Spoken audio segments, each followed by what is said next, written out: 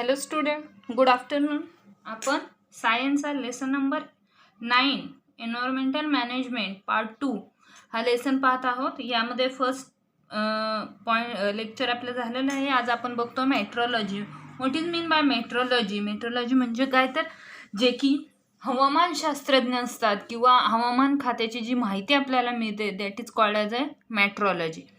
The science that studies the interrelationship between the various components of air, natural cycles, geologically movements of the earth and climate is called as a meteorology. बघा, सायन्समध्ये study करत असताना inter relationship between with components, वेगवेगळे components आहेत. मग हवा आहे, natural cycles आहेत म्हणजे तुमची वॉटर आहे, वेगवेगळ्या सायकल्स प्रेझेंट आहे, जिओलॉजिकली मोमेंटम ऑफ अर्थ आणि पृथ्वीवरती होणाऱ्या ज्या वेगवेगळ्या घटना आहेत, मोमेंट आहेत, अँड अ क्लायमेट, हवामान. This is called as a metrology.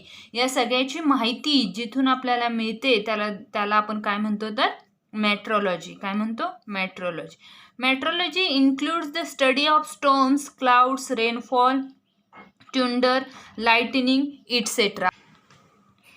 Metrology includes the study of storms म्हणजे आपले जे वादळ येतं, पाऊस, वातावरण बदलल्यानंतर जोराचा पाऊस वगैरे येतो, दॅट इज स्टॉर्म्स. क्लाउड्स, ढगाळ वातावरण होतं. रेनफॉल, पाऊस येतो. थंडर, मेघगर्जना म्हणजे वीज येते. अशा प्रकारचे जे लाइटनिंग, वीज कराडते किंवा मोठमोठे आवाज येतात. This is called as a metrology. त्याला आपण काय म्हणतो? मेट्रोलॉजी. Depending upon the study of such factors weather forecasts are made.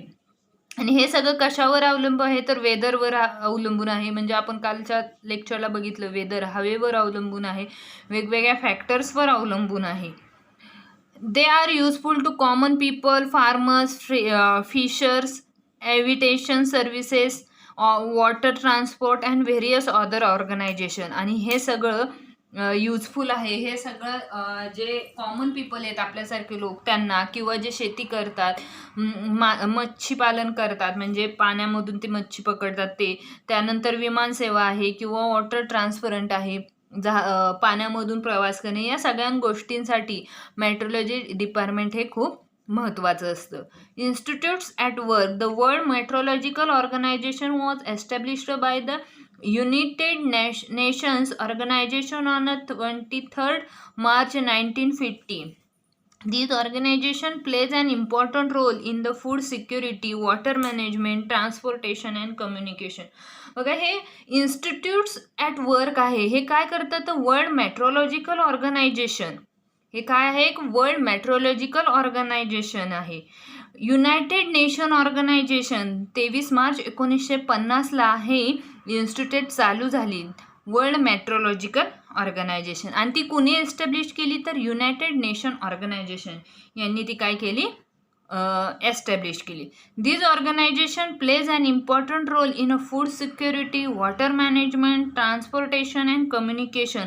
आणि यामध्ये जो मुख्य रोल होता तो कोणता होता तर फूड सिक्युरिटी, अन्नाची सुरक्षता करणे, वॉटर मॅनेजमेंट करणे, आणि ज्या काही वस्तू आपण ट्रान्सपोर्ट करतो त्या ट्रान्सपोर्टेशन आणि कम्युनिकेशन, या सगळ्या गोष्टी ह्या इन्स्टिट्यूट ॲट वर्क यांनी ऑर्गनाईज केल्या किंवा यांनी हे मेट्रोलॉजिकल डिपार्टमेंट काढलं. किती साली?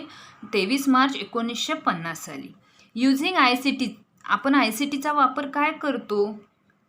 With the help of various search engines on the internet, search for links giving information about the following institute and prepare a report by upon using obtain. World Meteorological Organization WMO, Indian Institute of Tropical Meteorology IITM, आणि national ओशिनोग्राफिक and atmospheric administration म्हणजे काय तर NOAA म्हणजे एक national लेवलचं उष्ण प्रदेशी किंवा त्याचं जे व्यवस्थापन करणार आहेत त्यासाठी त्यांनी NOAA ही एक इन्स्टिट्यूट काढलेली आहे. त्यानंतर बघा, Indian meteorological department. The Indian meteorological department was founded by the British in 1875 at Shimla. 1875 British Simla या ठिकाणी ब्रिटिश यांनी काय केलं तर मेट्रोलॉजिकल डिपार्टमेंट ओपन केलं. Its head office at Pune and its regional office are at Mumbai. आणि त्याचं हेड ऑफिस हे आपल्या पुण्यामध्ये होतं आणि रिजनल ऑफिस हे मुंबईमध्ये होते. कोलकाता, चेन्नई, नागपूर अँड दिल्ली या ठिकाणी होते. Maps are prepared every day which indicate the daily predictions about the weather. आणि मॅपमुळे दररोज ते इंडिकेट करू लागले, दररोज ते शोधू लागले की काय आहे वेदर रोजचं. Such maps are prepared and published twice in every 24 hours. 24 तासामधला मॅप त्यांनी काढून त्याचं जे काही मेट्रोलॉजिकल डिपार्टमेंट आहे त्यांनी काय केलं तर त्याचे जे काही वेदर्स आहे, काही क्लायमेट आहे ते सांगू लागले. In this institute research goes on continuously on various अस्केप्ट like instruments for climatic regarding predictions about climate made using rather predictions about climate related to seismology, predictions regarding rainfall by satellites, air pollution etc.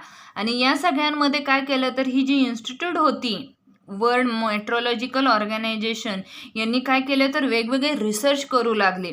त्यांनी continuously सातत्याने ते काय करू लागले, वेगवेगळ्या इन्स्ट्रुमेंटमधून वेगवेगळे climate regarding करू लागले. त्या प्रत्येकाचा प्रिडिक्शन्स अंदाज घेऊन क्लायमेट कसं आहे ते शोधू लागले. भूकंप येण्याआधीची परिस्थिती काय आहे हे सगळं हे मेट्रोलॉजिकल डिपार्टमेंट काय करू लागलं तर पाहू लागलं. किंवा रिगार्डिंग रेनफॉल बाय सॅटेलाईटच्या मदतीने रेनफॉल कसा आहे, कुठे आहे हेही ते मेट्रोलॉजिकल डिपार्टमेंट काय करू लागलं, शोधू लागलं.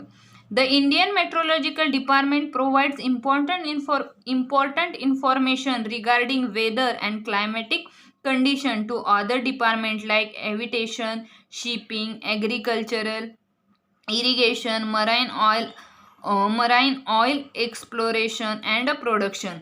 याचप्रमाणे जे इंडियन मेट्रोलॉजिकल डिपार्टमेंट होते त्यांनी प्रोव्हाइड्स केलं वेगवेगळे जे रिगार्डिंग वेदर होते, जे क्लायमेट होते, कंडिशन्स होती ते काय केली त्यांनी एव्हिटेशन केलं म्हणजे शिपिंग केलं. कुठून कुठे जाणार, कसं आपण त्याला अवॉइड करायचं, कसं ॲग्रिकल्चरसाठी त्या मेट्रोलॉजी डिपार्टमेंटचा आपल्याला वापर होईल, पाटबंधाऱ्यांसाठी इरिगेशन पाटबंधाऱ्यांसाठी कसा होईल, त्यानंतर एखादं ऑइलचं संशोधन करायचं आहे, मरीन ऑइल एक्सप्लोर करायचं आहे, संशोधन करायचं हे आपण कशा रीतीने करू हे सगळं त्याने मेट्रोलॉजिकल डिपार्टमेंटमध्ये पाहिलं. Predictions regarding climates like dust storm, sandstorm, heavy rainfall, hot and cold waves, tsunami, etc. are communicated to various departments, have all types of mass communication media and all citizens. याचमध्ये त्यांनी काय केलं तर जे काही प्रिडिक्शन्स होते म्हणजे ज्या काही गोष्टींचे आपल्याला अंदाज लावायचे होते त्यामध्ये त्यांनी रिगार्डिंग क्लायमॅटिक्स म्हणजे वेगवेगळे क्लायमेट घेऊन तिथं डस्ट स्ट्रोम म्हणजे धुळीचं वादळ कसं आहे, स्टँड स्टोम, नंतर मातीचं कसं आहे, हेवी जोराचा पाऊस आहे, हॉट कोल्ड वेव्ज आहेत कशा आहेत, ह्या सगळ्या परिसर किंवा या सगळ्या गोष्टीचा अभ्यास त्यांनी काय केला तर या इन्स्टिट्यूट मेट्रोलॉजिकल इन्स्ट्रुमेंटमध्ये लावला. communicated to various department, all types of mass communication media and all citizens. आणि आपले जे कम्युनिकेटेड वेव्ज डिपार्टमेंट आहेत त्यामध्ये त्यांनी मास कम्युनिकेशन मीडिया म्हणजे एकमेकांशी बोलण्यासाठीचा संपर्कही त्यांनी या इन्स्टिट्यूटमध्ये लावला. For this purpose India has launched several satellite equipped with high classes technology. Observation at several locations are doing excellent work in the analysis of the information received from these satellites. आणि हे इंडियानी हे launch केलं त्यामध्ये त्यांनी several satellite अशी काही satellite equipped केले की हाय क्लास टेक्नॉलॉजी त्यामधून त्यांना मिळाली. Observation at several location are doing excellent work in the analysis. त्यांनी या सॅटेलाईटमधून वेगवेगळ्या अशा गोष्टींचे काय केले तर ॲनालिसिस करून पाहिले. ह्या इन्स्टिट्यूटमधून म्हणजेच मेट्रोलॉजिकल डिपार्टमेंटमधून आपल्याला कोणकोणत्या गोष्टीचा वापर करता येईल हे त्यांनी या इन्स्टिट्यूटमध्ये रिसर्च केलं. त्यानंतरचा पॉईंट आहे बघा monsoon model and climatic predictions. The tradition of forecasting is a monsoon season in India is older than 100 years. After the famine of 1877, H.F. Blandford, and a founder of IMD, had made such a prediction for the first time, taking the snowfall in Himalayas. Tradition of forecasting is in the monsoon season, म्हणजे 1000 वर्षापूर्वी त्यांनी ट्रॅडिशनमध्ये forecasting monsoon season तयार केला. After a famine, दुष्काळ in 1877, 1877मध्ये जो दुष्काळ आला, H.F. ब्लॅनफोर्डनी, फाउंडर ऑफ IMD, IMD म्हणजे Indian meteorological department, had made such a prediction for the first time, talking to snowfall in the Himalayas as a parameter for this prediction. आणि या H.F. ब्लॅनफोर्ड या शास्त्रज्ञांनी अंदाज लावला की फर्स्ट टाइम रेनफॉल झाल्यानंतर त्यामध्ये हिमालयाज ॲज अ पॅरामीटर, त्यांनी त्या हिमालयाचा पॅरामीटर काढला की कसा स्नोफॉल झाला किंवा कसा रेनफॉल झाला. In the degreed of the 1930s, the then director of HMD, Sir Gilbert Walker, had underlined the relationship between various worldwide climatic factor and the Indian monsoon. आणि त्यानंतर 1930 साली जे डायरेक्टर होते IMDचे, म्हणजे इंडियन मेट्रोलॉजिकल डिपार्टमेंटचे जे director होते sir Gilbert walker, यांनी काय केलं तर underline the relation between world wide climate, त्या क्लायमेटशी त्यांनी इंटर रिलेशनशिप जोडली, म्हणजे संबंधित केली.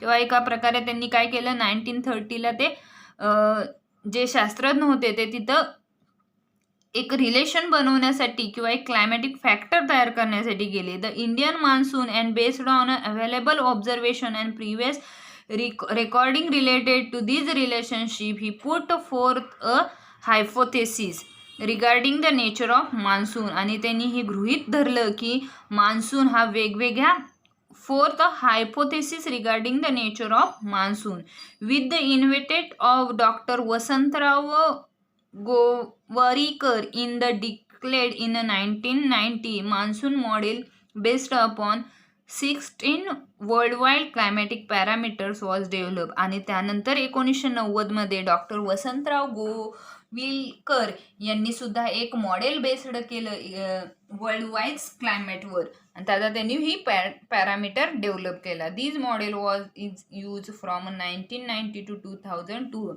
आणि 1990 पासून ते 2002 पर्यंत या मॉडेलचा वापर सगळेजण करू लागले.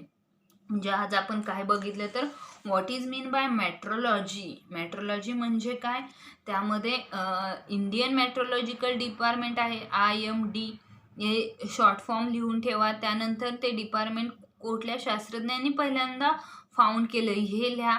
त्यानंतर monsoon model and climatic prediction म्हणजे काय हे तुमच्या भाषेमध्ये 3 शास्त्रज्ञ आहेत, त्या 3 शास्त्रज्ञांची नावं लिहून त्यांनी काय डिस्कवर केलं हे पॉईंट तुम्ही तुमच्या वहीमध्ये लिहून घ्या. राहिलेला जो पॉईंट आहे ते आपण नेक्स्ट लेक्चरला पाहूया. थँक्यू.